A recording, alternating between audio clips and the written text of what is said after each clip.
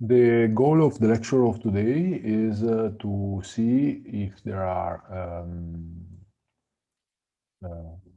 there is the possibility to implement the consensus specification that we have seen um, the impossibility results in the previous lecture. We would like to see if it is possible to go beyond the impossibility results. And in order to do that, we will introduce the concept of failure detector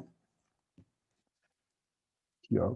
So we will provide a brief introduction, specification, and we will discuss the power of failure detectors.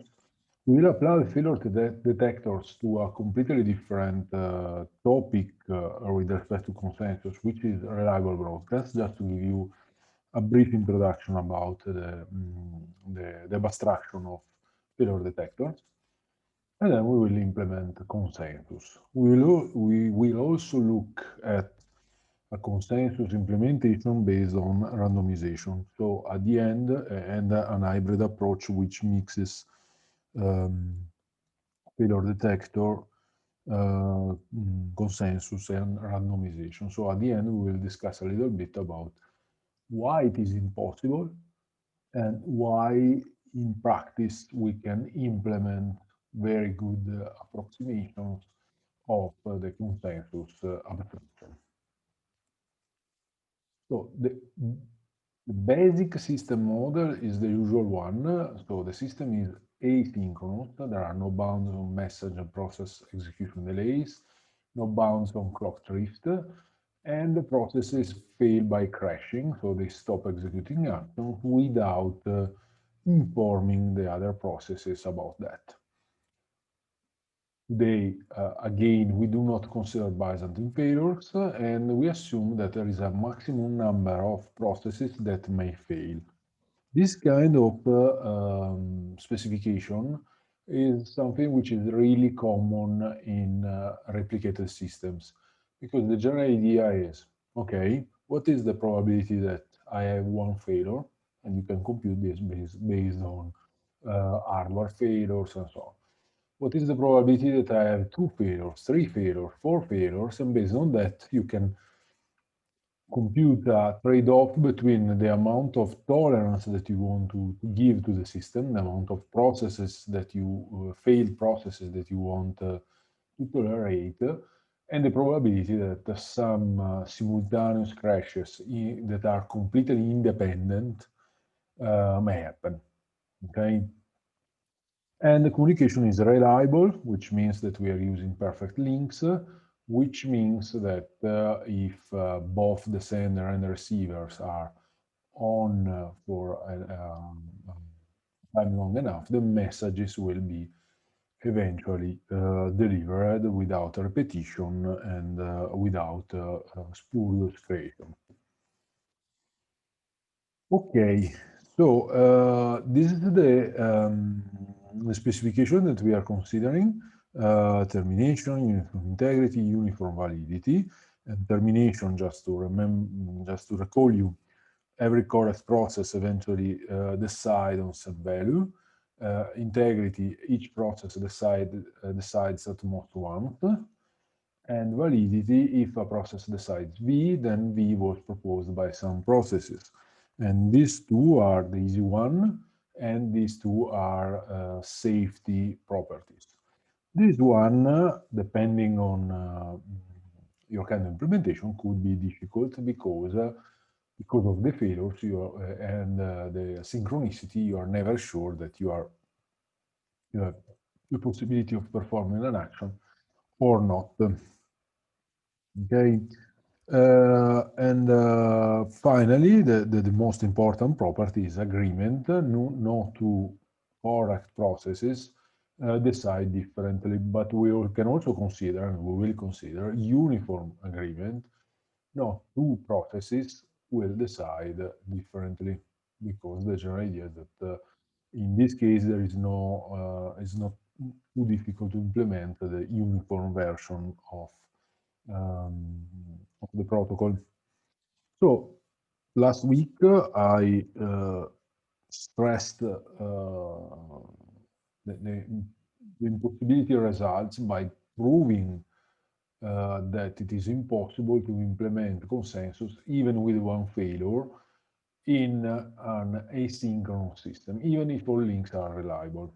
Okay, but to solve the consensus in practice, what we need to do is either we change the model, so we introduce new aspects that change the asynchronous nature of the distributed system that we are considering, or we slightly change the specification. But this is not the case. So what we are going to do is changing the model. The general principle that we will follow, that is something that is considered as an important engineering principle in distributed systems, and not only distributed system, is better safe than sorry. So we will look for safety first, and then we will try to terminate as much as possible, as much the system allows us. Um, Failure detectors are an abstraction that is added to the asynchronous distributed system model. And the idea is to move the problem of failure detection to outsource the problem of failure detection to separate modules. Okay, so the point is we are going to solve the problem using magical failure detectors that at the very beginning we don't know exactly how they are implemented. And we will see, and this is the importance of these results, that we are able to um, solve the problem even if the failure detectors are not completely reliable, which means that they may give you false information for a while or even for a very long period of time, but they provide you the minimal amount of failure detection that is needed to solve the problem. And the results that we are going to see are part of a couple of papers. We will look only at the first one that proves that the failure detector that we are going to see are sufficient to solve the problem by showing an algorithm. This is what we are going to see. There is another paper that shows that those failure detectors are necessary to solve the problem, which means that there are minimal amount of information that is needed to solve a consensus problem. And we're not going to look at that paper because it's a huge proof and quite boring, but just to give you an idea of the kind of results that were discussed when the failure detector were introduced. Can we solve something with the failure detector? Yes. What is the minimal amount of information that we need from failure detectors to solve the problem? This one. And we will see what. And failure detectors are oracles in the sense that, from your point of view, can be seen as black box structures that provide you information and you don't know exactly how. There is another oracle that can be used to solve the problem, which is randomization. Okay, and the idea is that processes are equipped with a pseudo-random uh, generator, and we can use this generator to return a random value according to some specific distribution, and at that point we can prove that termination is guaranteed with probability 1, and we will see how to use them. But if you remember my lecture about probabilistic protocols in, sorry, probabilistic algorithms in algorithms data structure, if you remember, so some of the algorithms were more efficient than the deterministic one. Here, the point is different. Some of the probabilistic algorithms are more powerful in the sense that they can solve more problems than the deterministic one. And then we will have a look at an hybrid model, randomized plus failure detection, just to understand that this kind of models can be mixed together.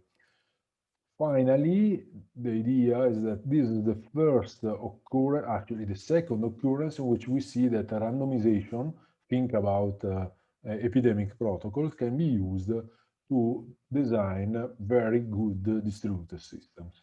We'll see this again when we will talk about other protocols like Raft and protocols for Byzantine agreement like blockchains, which are in some sense based on randomization as well. Okay, so a failure detector, as I said, is a distributed oracle. It's distributed, meaning that there is a copy of it at each of the processes. And each of the processes has its own failure detector. And this failure detector provides hints about which other processes are up, operational, or down, crashed. And we will see how to use them for reliable broadcast and consensus. We will not see how to use them from group membership communication. This was my PhD thesis 20 years ago. Okay, and just as a reality check, there was this system called ISIS. Now the name is not a good name anymore, but it was used during the 90s for air traffic control system, and the system was based on the concept of failure detector. It's important to understand that hints might be incorrect.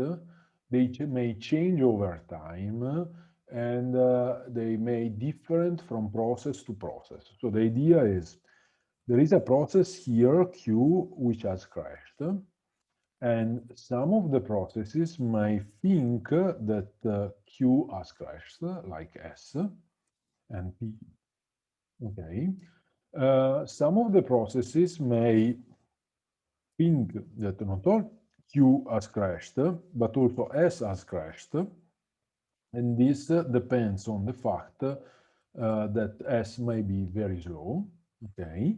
And some of the processes, for whatever reason, which depends on the implementation, may have not noticed yet that Q has crashed. Okay. So this is perfectly fine, and at some point this one may change its mind and say, okay, only Q has crashed, as is fine. And this one may change its mind and say that Q has crashed. And so at some point they may all agree. But this is not a requirement that you will see in the failure detector specification. So if they are unreliable, why we are using them? So the idea is that they are defined by abstract properties, and they are not defined in terms of a specific implementation. And this allows a modular decomposition, which means that we can show the correctness of our protocols using only abstract properties, instead of trying to demonstrate to prove that a protocol is correct based on low-level parameters like the time between ping messages needed to actually implement a failure detector. Okay, so later I will ask you how we could implement a failure detector in your mind after having seen how we use that. But before going to that, let's see what is the specification. The problem that the pair of papers that I was mentioning was trying to solve is which is the weakest failure detector, FD min P, that can be used to solve the problem P in an asynchronous system. And this is really important because the general idea is that the weakest failure detector, the easiest is to implement and satisfy the properties. And from a theoretical point of view, this provides you necessary sufficient conditions. From a practical point of view, the idea is if I can solve this problem with a specific failure detector, and I can solve this other problem with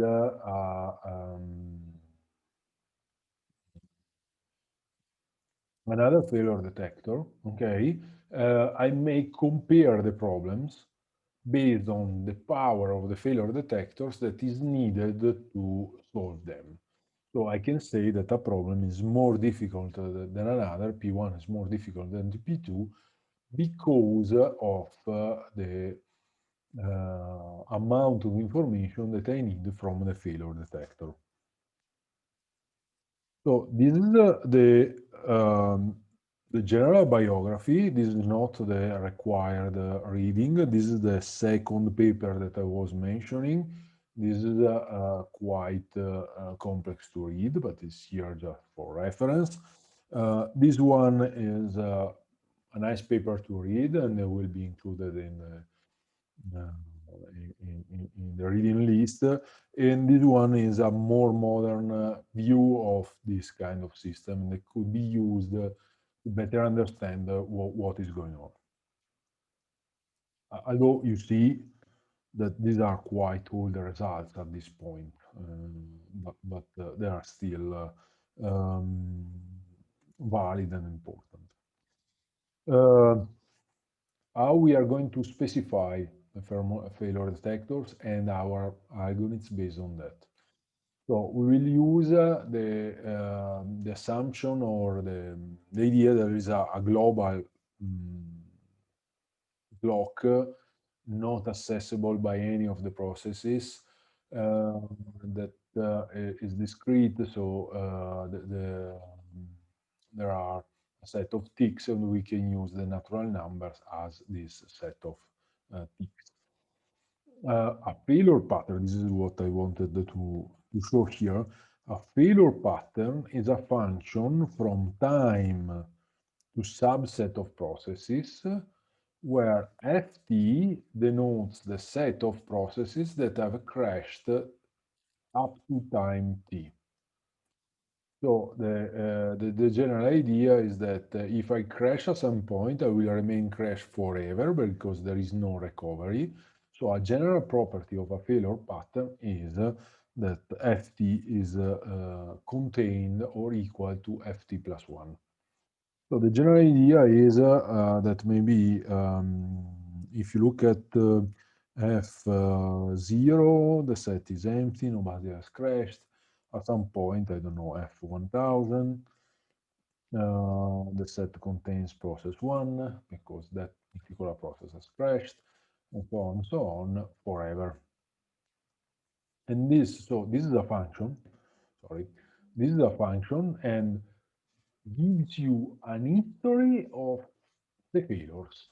And when you run a protocol, the general idea, the abstraction is that you can have a description like this of the functioning of the processes in the distributed system. Clearly, every run has a different failure pattern. And other definitions is that you can specify the set of crashed processes over a failure pattern, so a specific execution of the protocol, as the union of all the failure pattern instances.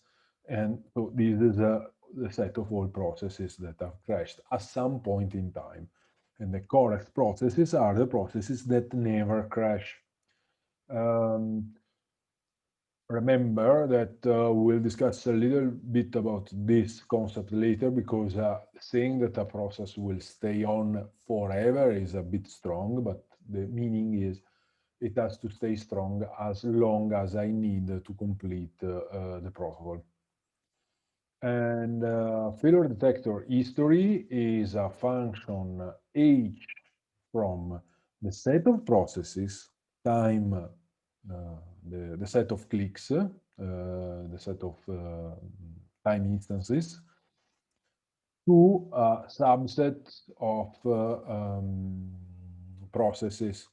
And the idea is that HP and T is the output of the failure detector of process P at time T.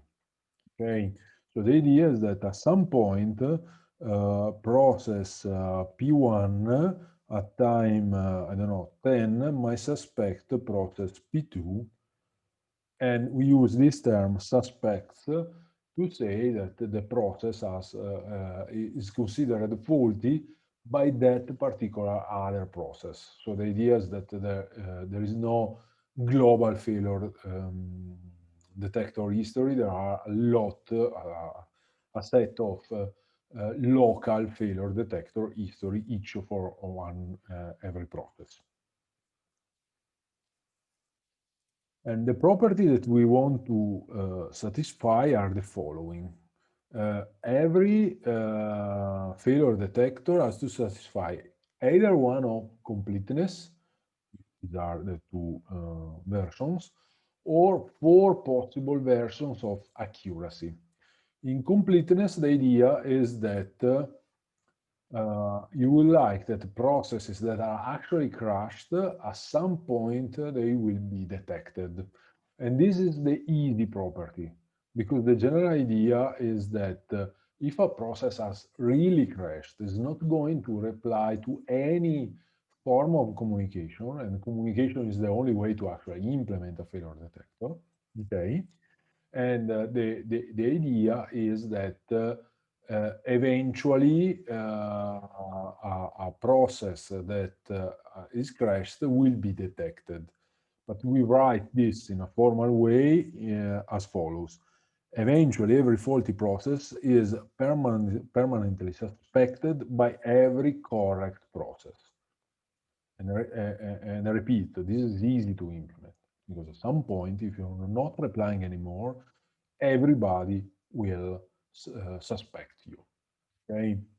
And this formula is for every failure pattern, for every failure detector history, there exists a time t in the set of time instances, time instance, such that for each process that belongs to the set of crashed processes, for each process that belongs to the set of correct processes, for each time after that initial time, because there is this word here eventually, after that, P will belongs to the failure history of Q forever. And this is the property, okay? We also have a weak completeness version in which we substitute the for all with there exist applied to the suspecting process. So the idea is eventually every faulty process is permanently suspected by some correct process. There exists at least one correct process that is going to suspect that particular process. So I have a question for you, and let's try to answer yes or no. Do you think that strong completeness is more powerful than weak completeness? Yes or no?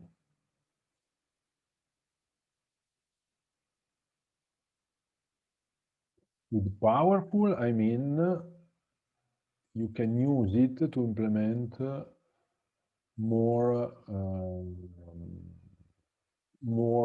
to solve more problems. Okay, why Andrea? Andrea no, told us no. Okay, so my idea is that if we consider the sum part of weak completeness as more than our tolerance, it is actually the same property. Ah, okay.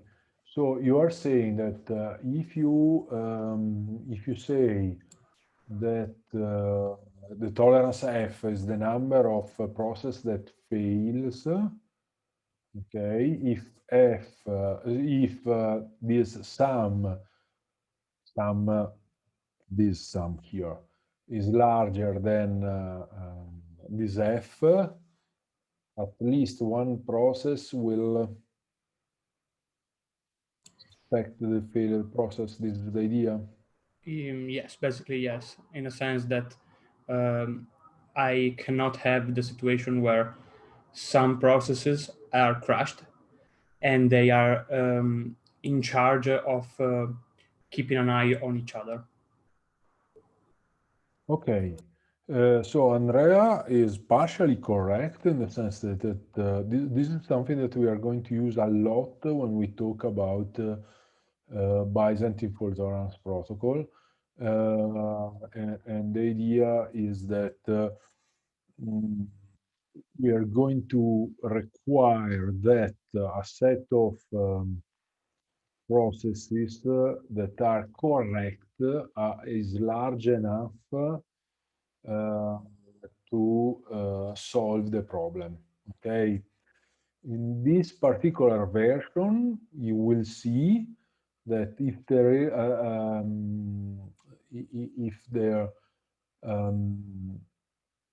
if a process is suspected by at least one of the correct at least one, so it is one actually here, not F, of the correct processes, this will be enough. And the motivation behind having these two versions is simple. The idea is that this is the most strong completeness is the most natural way to actually describe these protocols. But we are going to see that using weak completeness, we can solve the same amount of problems. And weak completeness can be implemented in an easier way because the idea is that strong completeness means that everybody has to ping everybody else, has to try to contact everybody else, which means that you need n square amount of messages, of ping messages, while weak completeness means that somebody could be in charge of pinging somebody else. If a faulty process is um, a process is crashed, it is permanently suspected by at least one correct process. And you will see how to use this approach in a moment in a couple of slides. Accuracy, then I will give you similar questions. We have two versions, which are strong accuracy. Every correct process is never suspected. Boom. In the sense that this is the strongest property ever, and it is really impossible to implement something like this unless you have a very specific hardware. Because if you're using a real-time system, real-time communication network, etc., you can maybe try to design something like this. But otherwise, it's completely out of completely impossible to implement something like this. And note that now the idea before, sorry, there was P belongs to the failure history. Here means, here we are writing P does not belong to the failure history because we want to say that some process, every correct process is never suspected. So you see there are the time um, the time specification and but you see that I'm not specifying the time after a particular point in time, but forever. And I say that it is never possible that a correct process is suspected. Then I have the weak version where we have some correct processes never suspected. And then I have the properties that are actually more easy to implement, eventual strong accuracy and eventual weak accuracy. What we are adding here is the eventual part, which can be translated by this part here, this one and yes, this one and this one, okay? And this means that after some point in time, the property that we were describing are valid. The time after which every correct process is not suspected by any correct process. And there is a time after which some correct process is never suspected by any correct process. Okay, so you have completeness, which is some sort of property that says if you crash, I must detect this crash. And accuracy, which is a property which is saying if you don't crash, I shouldn't suspect you. But we have these four versions of accuracy, two versions of completeness, and what we get is 8 different failure detectors. But given the fact that weak completeness and strong accuracy are nonsensical in the sense that together, in the sense that you implement in a lightweight the easy property, weak completeness, and you implement in a hard way the difficult property, accuracy. So there is no name for these two positions here. For all the other classes, there is a name. So you have a perfect, strong, and weak failure detector, and eventually perfect. The eventually refers to um, accuracy because completeness is always eventual. Okay. And then what you get is eventually perfect, eventually strong, eventually weak failure detectors. And we call them diamond P, diamond S, and diamond W. Okay. So once you have created all these failure detectors, you can this is actually a little will be a little clearer than this. We say that an algorithm T from a class of failure detector D to a class of failure detector E is a reduction from D to E if transform a failure detector of D into a failure detector of E, and we write D is larger than E.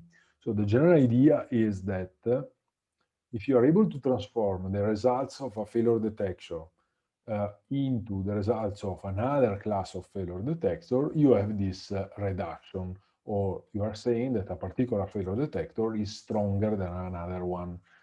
Clearly, because of the quantifiers and because of the uh, eventual aspect of accuracy, all these relations are easily, all these reductions are easily proved in the sense that a perfect failure detector is also or is more powerful than a strong failure detector. And a strong failure detector is more powerful, so from here to here, and a strong failure detector is more powerful than a eventually strong failure detector. Okay, and so you have all this relation. And so the idea is, if I want to solve consensus, should I use this? Do I need this? Or can I deal with this and so on? And to complete this overview of introduction to the area, I also want to show you that something that I mentioned before, that you can go from weak completeness to strong completeness with a very simple reduction that is transforming the point-to-point nature of failure detection in when you have weak completeness to any to all version, which is the one that you get from strong completeness. So the idea is that when you initialize, you actually get suspects from an input failure detector, which is a weak one, a one which has weak completeness. Okay, and you transform into a strong failure detector, so using strong completeness. So D is the input, E is the output. Initially, you do not suspect anybody. Periodically, you suspect the nodes that you receive from the low-level failure detector, or better, you broadcast as suspects the nodes that you receive from the low-level failure detector. When you receive a message from a node PJ containing the list of suspects, then what you do is you add this list S, this one, to the local list of suspects, and you remove PI, which is yourself, because you do not suspect yourself if you're active, and PJ, because you just received a message from PJ, so it should be active.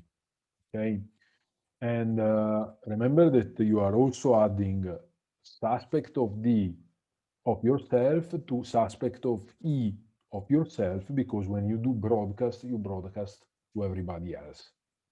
Okay, and so what you get is that actually what happens is W, so diamond W is stronger than or equal than diamond S, but we also know that diamond S is stronger or equal than diamond W, so they are actually equivalent. There is no real difference between them. And the same happens with the version, the non-eventual versions, which are W and S. Okay. Okay. Stop a second. If there are any questions so far, it's good to see them here, because this is just an introduction, is probably not yet linked to actual protocols. If you have questions, now is time. Reliable broadcast is a couple of slides that shows you how to implement the reliable broadcast protocol that we have seen using failure detectors. Okay. Okay. Okay, let's try this way. Remember that whenever we do reliable broadcast, okay, when you do a broadcast, you send it to everybody else. When you receive a broadcast, you send it to everybody else, and so on and so on. There could be some optimization trying to avoid to send a message to a node that you already know that has received the message, but this is secondary. So my question is, how could you improve the reliable broadcast mechanism now that you know that you have something like failure detectors? Remember the properties of, let me see.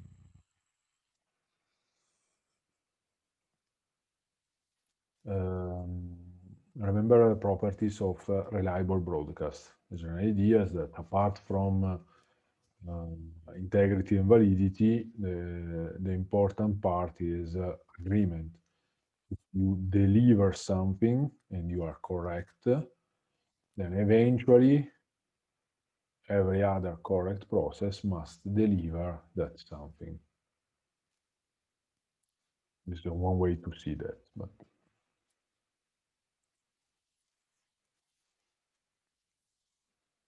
you see a way.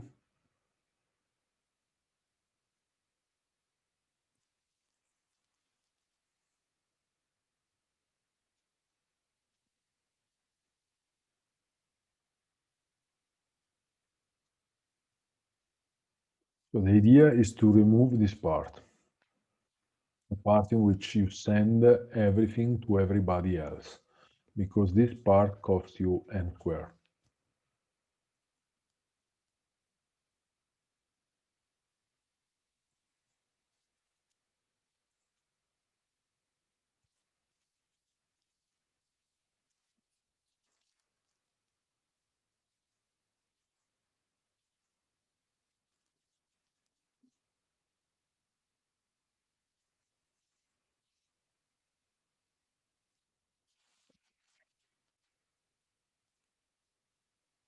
Okay, I'll try to do it by myself. Um, the approach that we've seen to implement reliable broadcast is that we use the flooding implementation using a square message. This is a conservative protocol.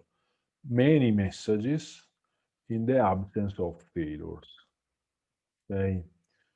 Can we avoid to send so many messages when there are no failures? Yes, because we could apply failure detectors. And the idea is more or less the following. So we have this delivered set, which as usual is used to avoid the redelivery. Okay. Then we have a dictionary from that gives us an association between a set of processes, which is the key, actually a process, which is the key, and a set of messages sent from a particular process. Okay. So when you do a R broadcast, so you're trying to send a message to everybody else, you send the message to everybody else. So the idea is that you have the usual plot and you send a message to everybody else. At this point, in the absence of failures, which is the normal behavior of the system, you are okay, because if you remember, we were using perfect links. And if this process um, is correct, eventually all the messages will reach the correct processes and everybody's happy. So this is good because this is what you expect, not n square complexity, but linear complexity. And for most of the time, you can keep going in this way, and nobody will complain about the lack of messages in the system. But at some point, you may fail. I mean, this process here may fail. Maybe it has been able to send a message to a particular node, like this one, okay, to node Q, but then that's it, it's over. So in the previous version, we will send the message to everybody else every time. But the point is that if this one has really crashed, so from this point on, the process is no more, okay, eventually there will be a suspect event here. So the process will be suspected. So the idea is that if you have a message in this from dictionary, I explain in a second, then you send the message to everybody else as coming from the original sender, which was Q, that now is suspected. I'm using here an eventually perfect failure detector, but I will discuss this in a little bit. And the idea is that when you receive MS from whatever process, does not need to be the original one, you add M to the set of received message from that particular process, okay, S, which is the source or sender. Maybe you already receive it, so you add it again, that's not a problem.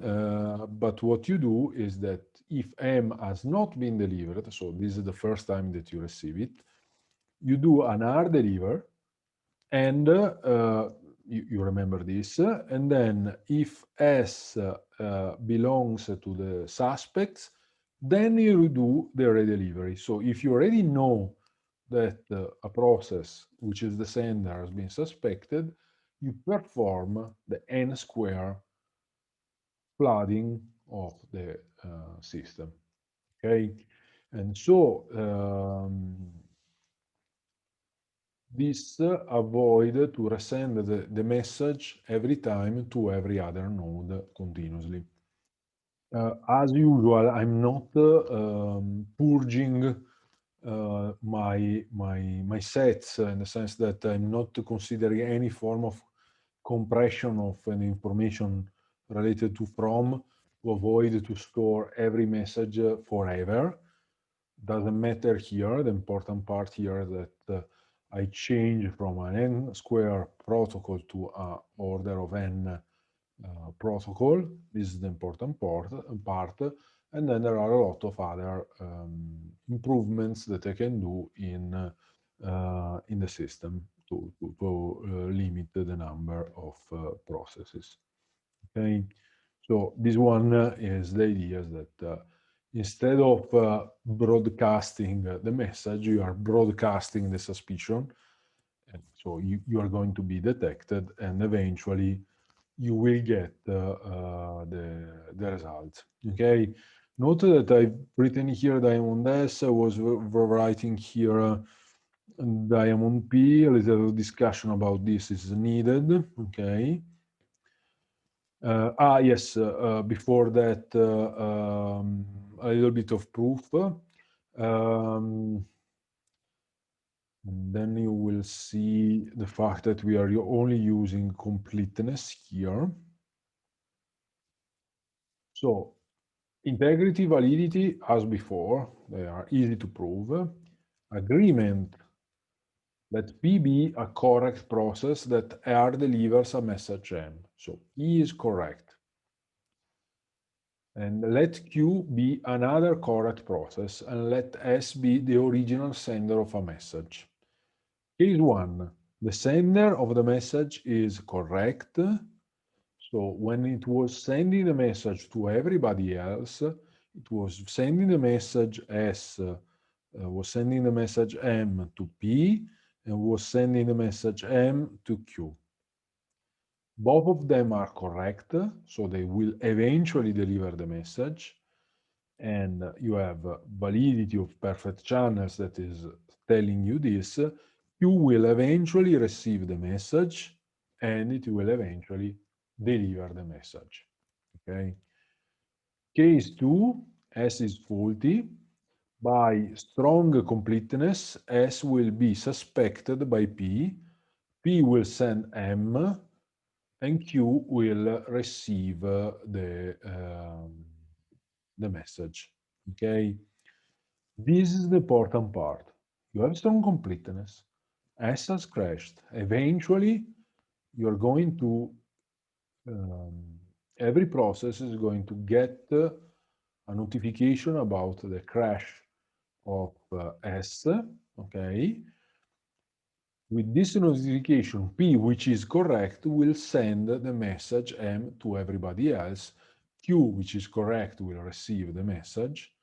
And by validity, I not written this, but the validity of perfect channels, again, you are going to receive the message by everybody else. Okay. So the point is that at the very end, to demonstrate, to prove that the protocol works, you only need the completeness. So you only need to say that at some point you're going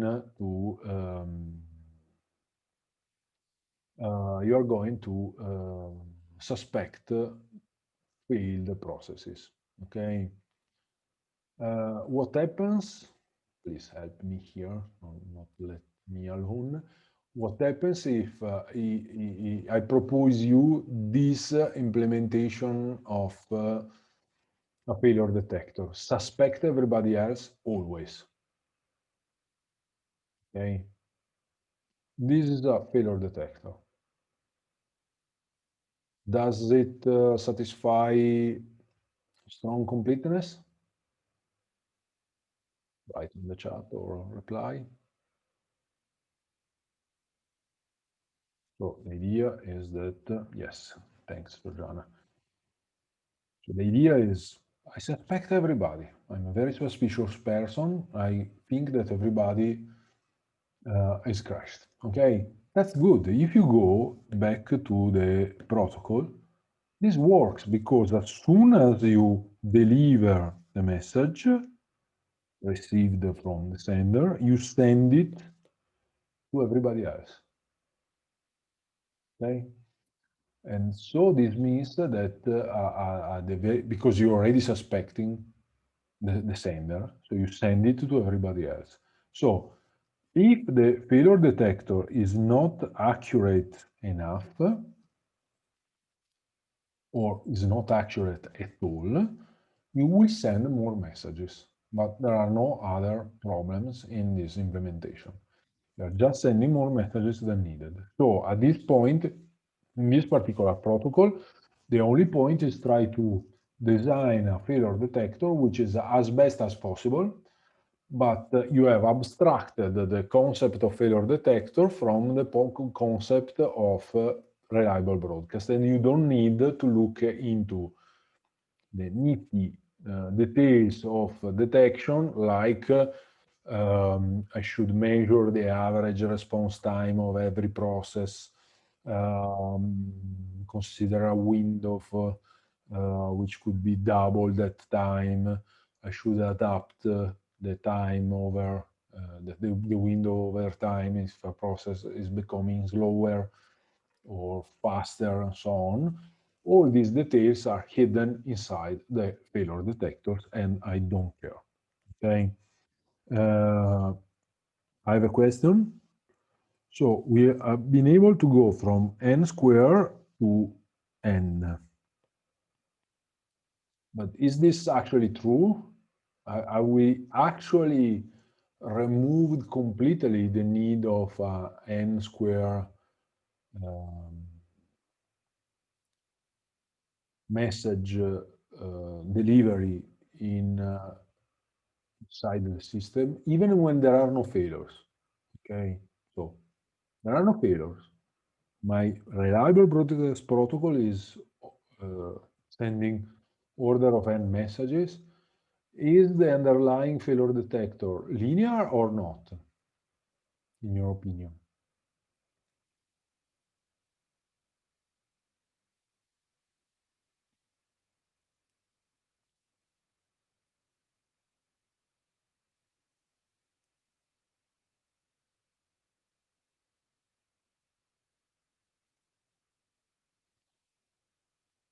One way to implement this, okay, can you repeat the question? Thanks, Massimo.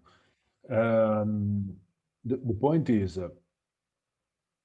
I was able to improve my reliable broadcast implementation by using failure detectors. Improvement in the sense going from n square to n, one order of magnitude. Good. This improvement is real when you don't have any failures, which is the normal case. When you don't have any failures, you do not reply the message, meaning you do not send it more than once, because if the system is stable, there are no failures, nobody will be suspected. Okay? And if the failure detector is actually accurate enough. The point is that we magically reduced n squared to n, but my question is this n square disappeared altogether, or is it hidden inside the failure detector?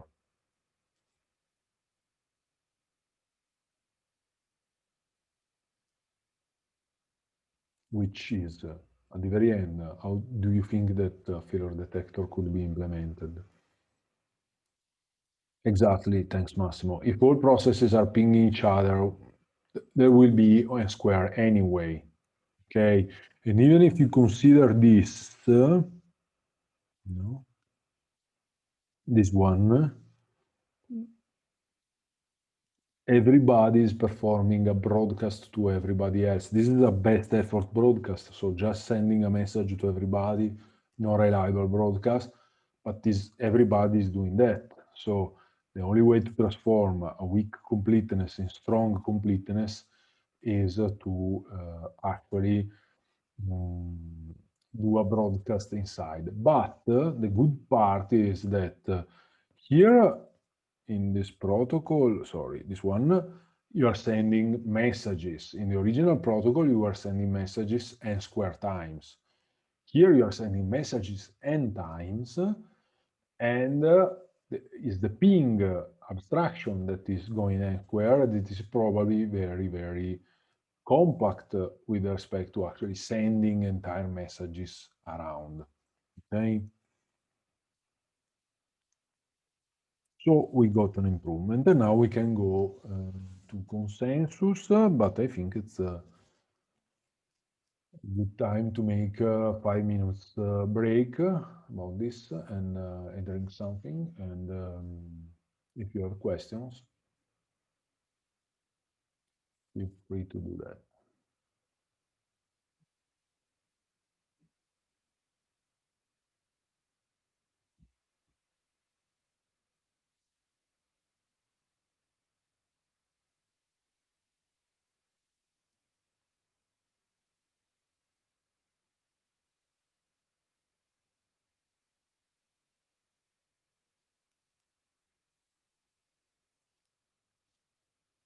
Well, which of the so it's one 1731, we start again at 1735. I switch off the video a little bit.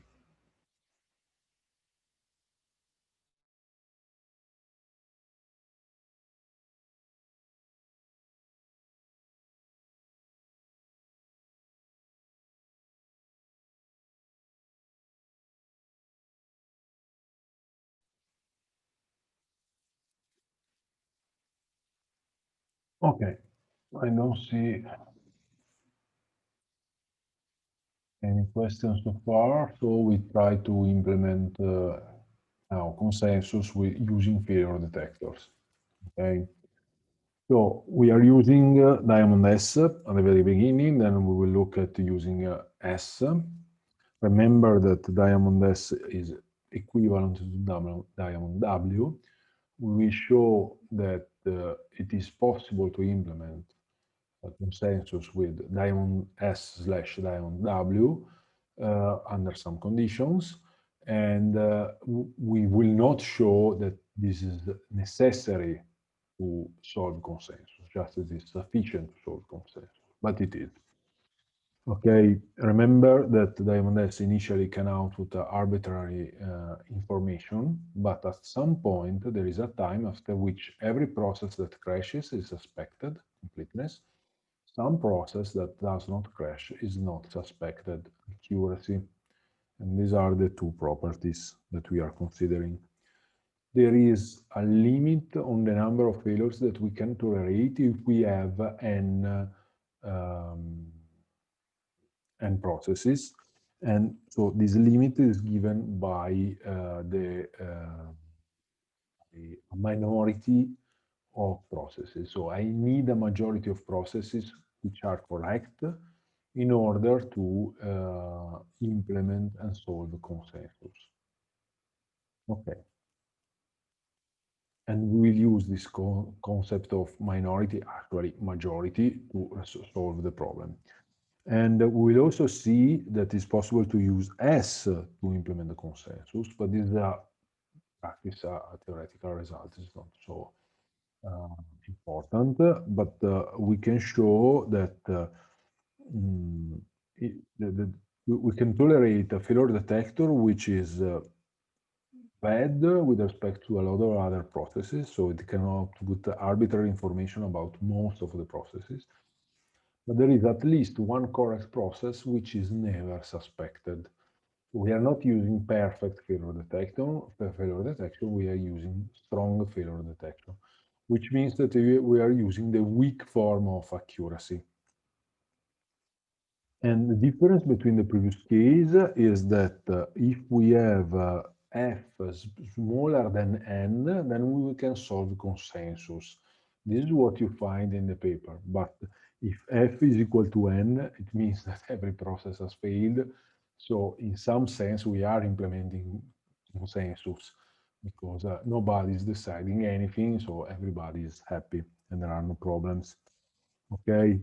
Um, the approach, and this is something that is used in other protocols, the approach that we are going to use is called rotating coordinators. So processes are numbered between 0 and then minus 1 in some way, maybe a configuration file. They execute asynchronous rounds, which means that they start a round locally, and the round could have different length in different processes, but they are able to identify the rounds, so they know if they are in round n or n plus 1 or n plus 2 and so on. In order to identify a single process which coordinates one round, the idea is that we use the modulus. So the idea is that the process P0 is the coordinator at around 0. Process P4 is the coordinator at around P4. These are 2, 4, 6, 8, 12, 14 processes. So at around 15, and then 9,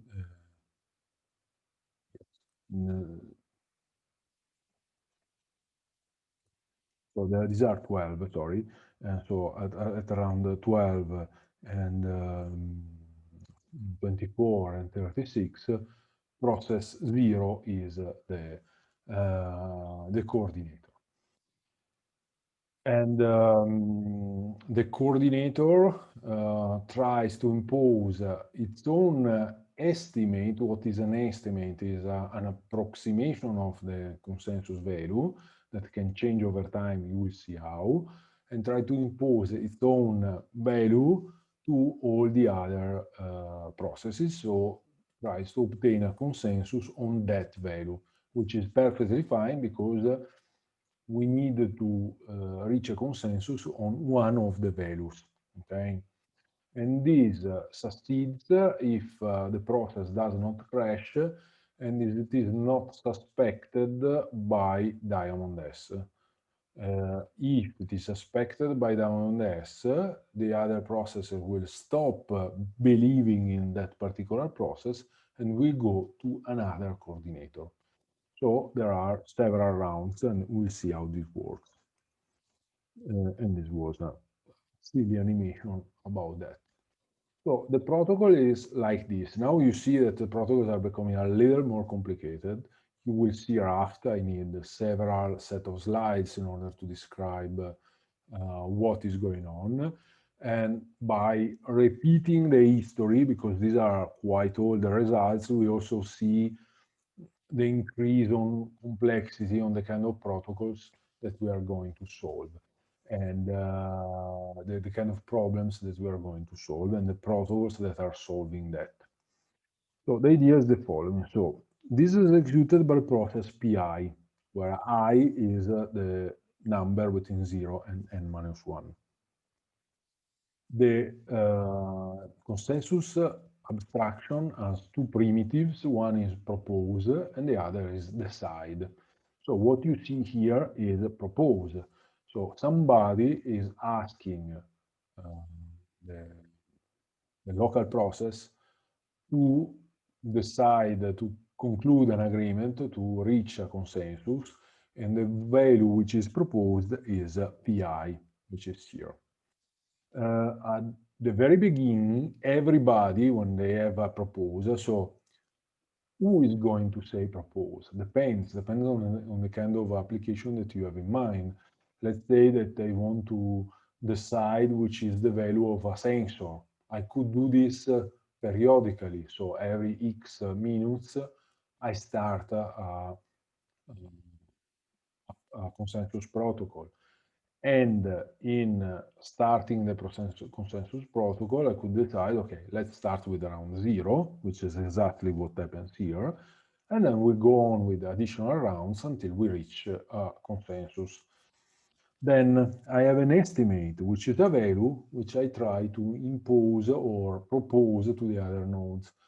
This estimate can change over time, but at the beginning, it is equal to Vi. So in this way, we can satisfy the integrity and validity property. So a process to be value to be decided has to be proposed by some of the processes, and this is here. Then you have decided equal to false, which is used to decide, to remember if you have already decided or not, and stop, which is used to finish the protocol when you are done. Okay. Note that these two variables, two flags, are different because they can occur one slightly after the other. So while do not stop, okay, let's compute who is the coordinator. And then we move in the random number to the next one. Actually, this could probably go also at the end, maybe it's clearer, but that's okay. The point is that now I've computed who is the coordinator at round 0, is process 0 at round 0. Okay, and this is phase 1 of round R, because I have a couple of phases every time I do a round. In phase 1, the coordinator, so let's see that this is the situation, this is the coordinator, this is process 1, and this is process 2, so this is actually the coordinator, okay? The coordinator realizes that it is the coordinator and send a phase 1 message to everybody else. So you have a message to everybody else, and this is called phase 1. And this message contains the round number, the estimate, and the local identifier, which is used to see if you are receiving a message from the coordinator or not. Then you wait to deliver a phase 1 message from a coordinator. Note that this part here is executed just by the coordinator. This part here and the rest is executed by every process, every process, sorry, and including the coordinator. Okay, so given that we have a B broadcast, best effort broadcast, it's not a reliable broadcast here. So it's just trying to send a message to everybody else. So 1 to n, one process to everybody else. This message contains R, which is the current random number, B, and PC. Okay, I'm using the pseudocode of the different papers that I'm seeing, but here what it means that I expect to have a message with the same round number of my current round number. Otherwise, I delete this particular, I ignore this particular message, okay? And so you wait to deliver a message from the coordinator, PC, or you wait that the coordinator is suspected, okay? And the idea is that PC is something that you can compute because you have computed C here, okay? So the idea is that you wait either to receive a message from the coordinator or to receive a suspect event from the failure detector about the coordinator, okay? At this point, you have this option here. Either you have suspected the coordinator, and so aux, which is an auxiliary variable, is put equal to question mark, or you have not suspected the coordinator, so you have received a message, and then you put the value here, v. Okay. And so after this wait, either you have received a value or not, and this is stored in out. Then there is phase two. In phase two, the round is from all to all. So everybody is sending a message to everybody else. So you do a the broadcast of phase two R and the auxiliary value to PI. So remember, so we were doing the coordinator assent its own V value in phase one to everybody else, including itself. If everything is fine, there are no failures, the coordinator will be able to send a message to everybody else without failures. Everybody else will receive that message and store the information in the aux variable. And here, everybody will send a message with that variable to everybody else. If there are failures, then, or if the failure detector is not accurate, then you will get some question mark and some not. Okay. So you start to do something like this. You have a receive set and a process set, replying received values, replying processes. And while the number of processes that have replied is smaller than a majority, which is this formula here in the while condition, okay, what you do is that you wait for another message, wait the delivery of a phase two message, okay, RVPJ, and then since you have received this value V, which is the aux value, which is here, which is the proposed value of the coordinator or a question mark, you collect the values in received, and you collect the processes in proc. So as soon as you get a majority, and remember, you are going to get a majority because we are assuming that f is smaller than n divided by 2. So the number of correct processes at some point will be larger than the, the,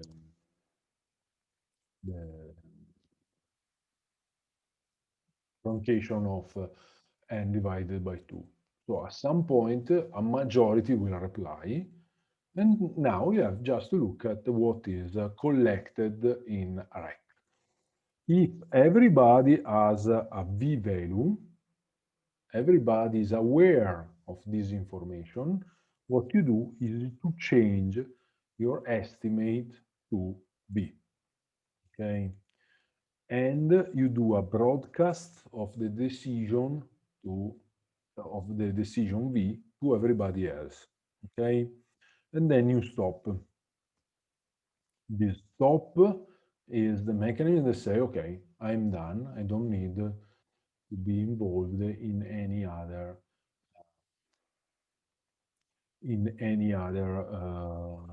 rounds because I've taken my decision. Okay.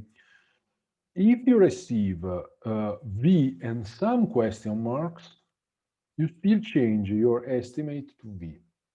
Note that you cannot receive multiple values in a single round.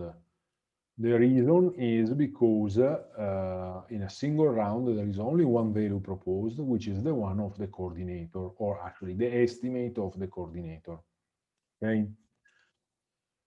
It is also possible that you receive only question marks, and then you do nothing.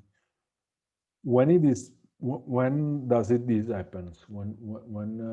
If you understood so far, you don't get any value from the processes. Now remember that at this point everybody is sending to everybody else like this.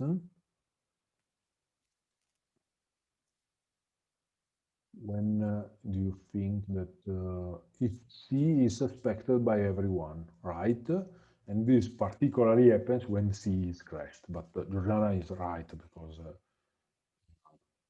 is condition is broader applicability than mine, because clearly being crashed is not the only case, but eventually if you are crashed, everybody will suspect you. And Georgiana is saying that it is also possible that everybody is suspecting somebody only because it is very, very slow, okay? So the general idea is, okay, I'm the coordinator. Let's assume that I'm the first coordinator. I happen to be the first one. I'm so lucky that I can propose my value. And so I send it to everybody else. If I'm lucky and there are no failures, my value will be the only one which is repeated by phase two messages to everybody else. So everybody else will receive phase two messages with the same value. Everybody else will go into this case here because everybody will receive a single message, and everybody will be happy and will deliver, will decide for the same value because everything is fine. And this is one way to look at this kind of protocols. What is the normal situation? The normal situation is the coordinator sends a message to everybody else confirms that that particular message has been received. Remember what we said about knowledge and common knowledge at the beginning of the course. I know that the coordinator sent me a content, but as soon as I send it to everybody else, I know that everybody else has received that particular content. But I'm not using everybody else, actually. I'm using a majority. Okay? This means that as soon as I know that a majority has received that value, I'm happy and I can go on. The reason for selecting a majority is because in this way, there are two reasons. One is very simple. If you expect that at most a minority of nodes are going to crash, you could be able to make progress as soon as a majority of processes has sent you a message. Because if you wait for all the processes to provide you with information, you are not going to succeed because you are stuck waiting for messages that will never arrive. So the reason why we are using a majority, and there is this minority here, majority in the number of expected messages, because in this way you can make progress. But this is not the most important reason. The reason is that as soon as you have a majority, you cannot have a different majority without overlapping the first one, and you will see it in one of the next slide immediately. But let me finish here and then I move there. So when I deliver a decide value, okay, if this decide value, if I have not decided yet, I will be broadcasted the decide value, decide and set decided to true. And this means that this this is actually a reliable broadcast. So a way to write this is a reliable broadcast of decide, and that's it. But again, original paper was written like this, so I try to put it in this way. Okay, so in order to prove that the protocol is correct, and then I will provide you a more broader overview why the protocol is correct, let me look at the difficult properties. So integrity and validity is easy. You are not going to decide a value which has not been proposed, and you are going to decide only once. But this is given by the decided variable. Okay, so those are easy. Not going to prove them. In order to terminate, we need to prove that our wait messages our wait events are not, we are not going to wait for them forever. Okay, so the idea is the following. Let me go back to here. Let me see if I can, if I, yes, but it's copying also the, okay, let me do like this.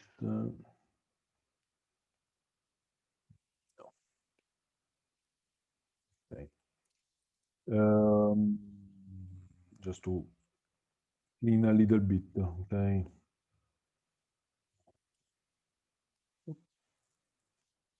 And, oh, okay, good. So the idea is the following. The first weight we are considering is this one, okay? You are waiting for a message from the coordinator or the suspect of a coordinator. If the coordinator PC is correct, by validity of perfect channels, by the communication reliability, eventually you will get and you are correct, eventually you will get the message. So if PC is correct, you are sure that eventually you are delivering the message.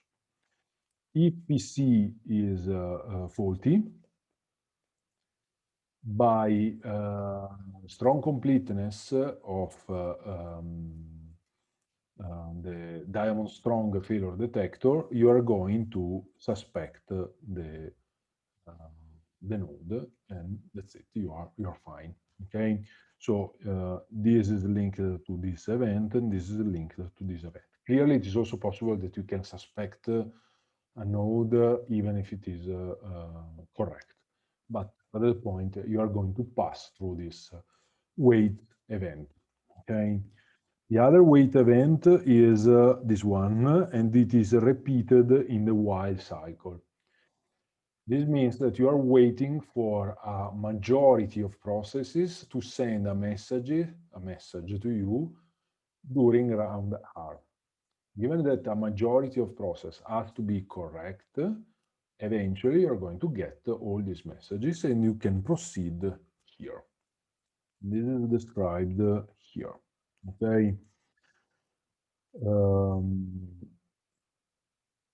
These are the two weights, but also thanks to Diamond S, eventually, by rotating the coordinator, you will get the right coordinator. And that right coordinator is not going to be falsely suspected because there is at least one process that from some point in time on will not be suspected. PC will become the coordinator, E is correct, and every process every process will receive the estimate of C and they will decide. So we are done. Eventually, we're going to decide.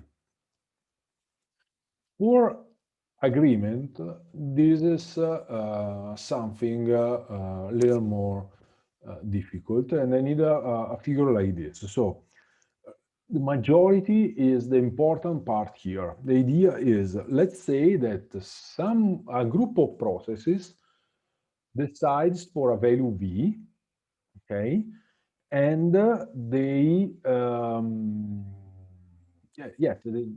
they decide for a value V, and let's assume that another group of processes decide for a value different from V. Is this possible? Because this is the agreement question. But the point is the following. When you decide for V, this may happen because you have received a majority of values that are all equal to V. So the only way for which P can decide a value is to receive a majority. Okay? The only way for another majority to decide another value V prime in this round, but even in a future round, is to find a coordinator that is sending this value V prime, and everybody is replying to everybody else with that value, and you reach another agreement. So again, is this possible? The answer is not, because the idea is that any other majority has to intersect with this majority. Because you cannot have two majorities that do not intersect. Different majorities that do not intersect. So there is a process which is represented by this one that has to belong to both majorities, whatever they are. So this process has sent V to P, and P has decided V, sorry. And in order to go on, Q, this particular process here, has to change its own estimate to V. And so this process here has changed the majority. So sorry, the estimate value. The other processes have sent, sorry, this is P and this is Q, not this one, sorry. So the idea is that this process here has received V and some question marks in the other, in the original value, and it has changed its own estimate to that value. Okay, so the idea is that after this exchange, okay, any other process that has to decide for a value has changed the local estimate. Let's go on to the code a little bit.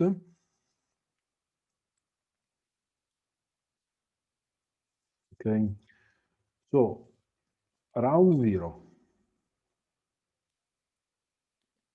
Let's say that someone has decided for V. Okay, is it possible that you have received a majority of question marks? No, because it is, if somebody has decided V, you cannot have received a majority of question marks, because in this case you have a majority of V and a majority of question marks, and this is not possible. So you have received some question marks and the value V, and you change the local value. So after these two lines here, either you have decided, or whatever process you are that you have not decided yet, you change your local value to V. So even if the proposal, the decision has not been taken, the only decision that can be taken in the future is to change to that value. So you go on, you continue to execute the protocol. At some point, a coordinator will be able to do its work, and they will decide V, even in the future, even if the broadcast here is extremely slow, it takes a lot of time to reach everybody else. The protocol go on, and if they are able to reach an agreement, they are going to reach the same agreement. And this is very high level, from a very high level point of view, the proof of correctness of agreement. Okay, questions here? If I need to repeat, let me know, because this is the important part here. And the important part is that there is this flow of information that goes from one process to another process, and we can track who is going to know that some process has some value or not. Okay.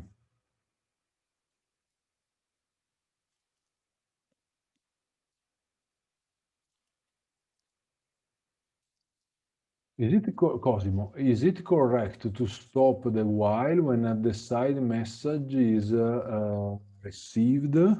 So you mean the fact that here I have a stop equal to true, right?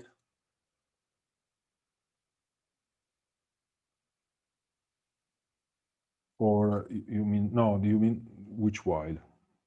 Let's see. This while or this while? Really, guys, if you use the microphone, the main one, okay. If using a microphone would be easier, but anyway. You mean what is that if you stop here, we are not going to reply to the other messages, right? Um, yes, because eventually you are going. So there are two levels here. Let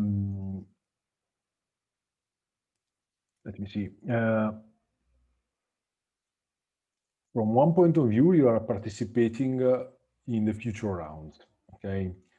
And the idea is that maybe without your participation here, future rounds are not going to be completed. Who cares? In the sense that this plus this, which is a reliable broadcast, eventually will bring the decision to everybody else. On the other hand, even if you have decided, then you are extremely slow and you send a message around with the decide, but your messages are extremely slow for whatever reasons. What I've proven here is that even if the protocol goes on, okay, eventually you are going to you are going to you're going to take the same you're going to take the same decision as before. Try to repeat. The idea is you have decided, you send it to everybody else. Eventually, everybody else will receive because this is a reliable broadcast. Okay.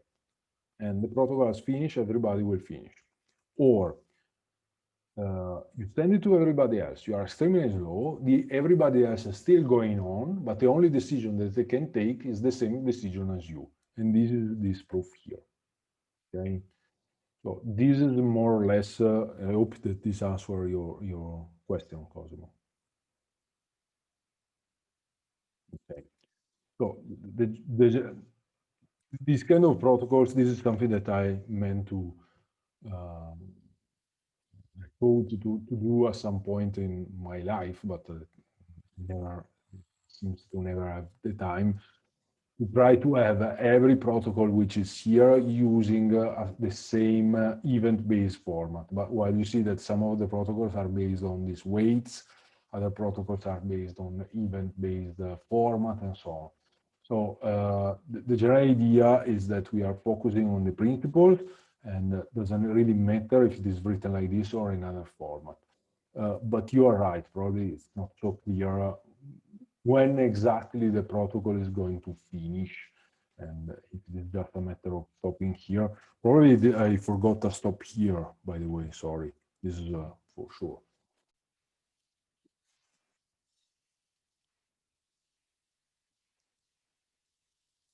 Okay, so I don't remember exactly what I was saying. Sorry for that, but the general idea of the protocol, I hope it is clear. If it is not clear, let me know. I reopen the chat.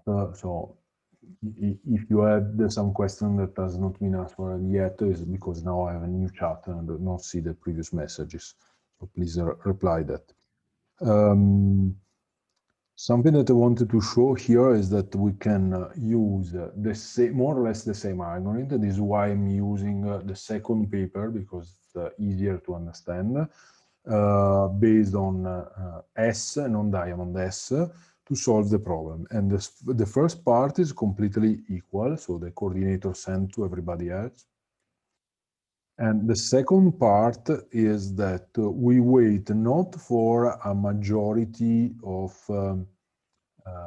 process to reply, but for all the processes to be either suspected or to reply.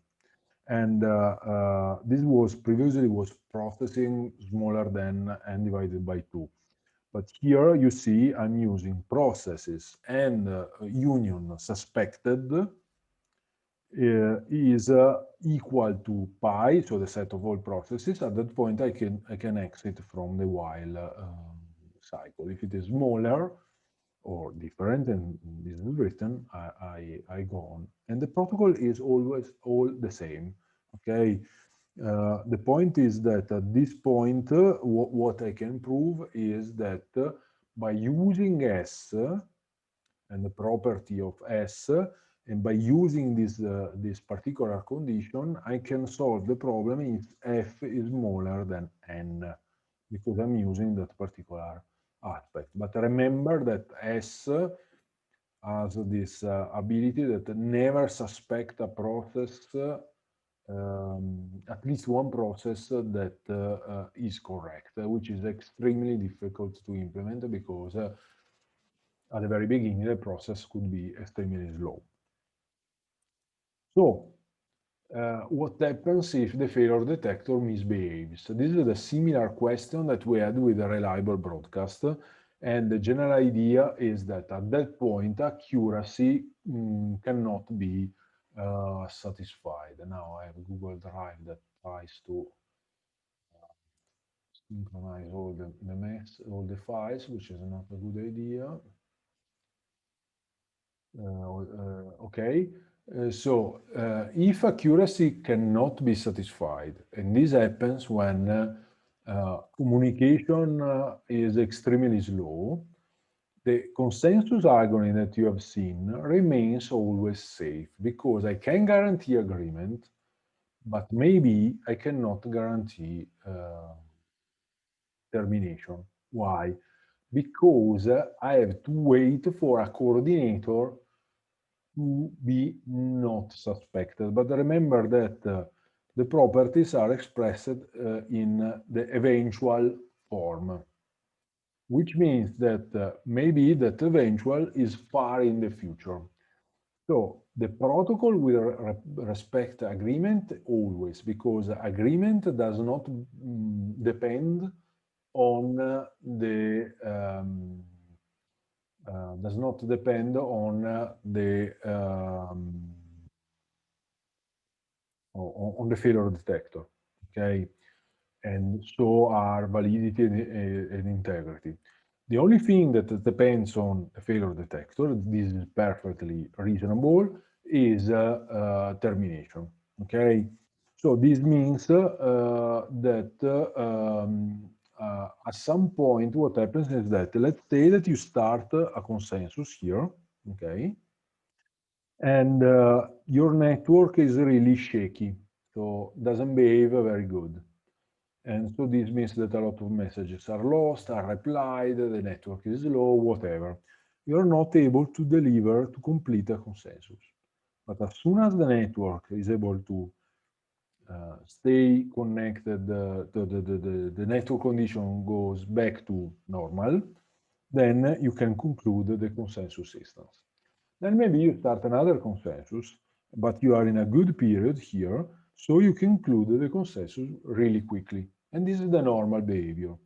Then at some point you start, but in the middle you have a bad period, okay?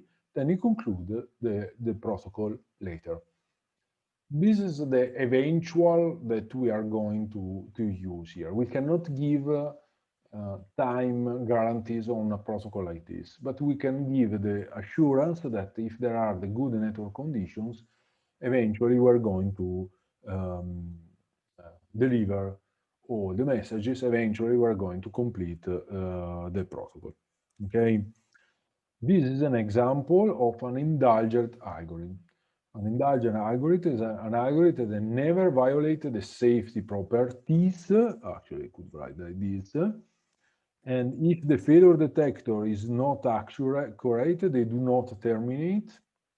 If the failure detector is as accurate as possible and there are unstable periods, the termination is delayed. But if there are stable periods, at some point they are going to terminate. And so the protocol that we have just seen is an indulgent algorithm. There is a paper, which is not in your reading list, but have a look if you are interested about indulgent algorithms here.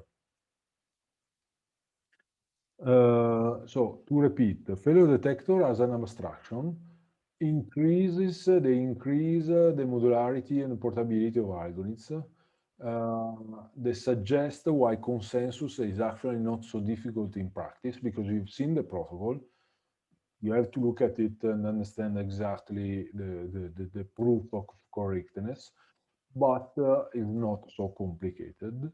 And they are giving you the minimal amount of information about failures which is needed to solve the problem. And so you are encapsulating in the failure detector model the concept of partial symphony that is needed to solve the problems that you have. Failure detectors have been applied in a lot of other areas, like atomic commitment, group membership, leader election, and reliable broadcast, but this we have seen it. And also to other models, because you can use Byzantine iterative failures, you can use crash and consider also recovery, network partitioning, and so on. So part of my thesis was to work on um, network partitioning failure detector for systems where you can have a network partitioning. And remember that we always need to go from theory to practice. And so the idea is that the failure detector that you want to implement needs to be message efficient. As we told before, you could have n square uh, number of messages.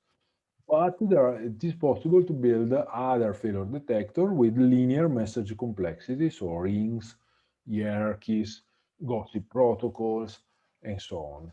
And sometimes you do not want just eventual guarantees, so there are failure detector with quality of service guarantees, and failure detection should be an approach that can be used to solve several problems, not just one. So the idea is that you have a shared failure detector service for several protocols, reliable broadcast, consensus, and others. And this is the related bibliography. For example, this one is a gossip style failure detection service that takes ideas from the previous a couple of lectures ago, and the failure detector, failure detection abstraction. Okay. Okay. Now we have very little time because of the stop. So let's do it in this way. I stop here because the lecture is already long. At some point, I will recover this part without being in a hurry as I did this year. Okay.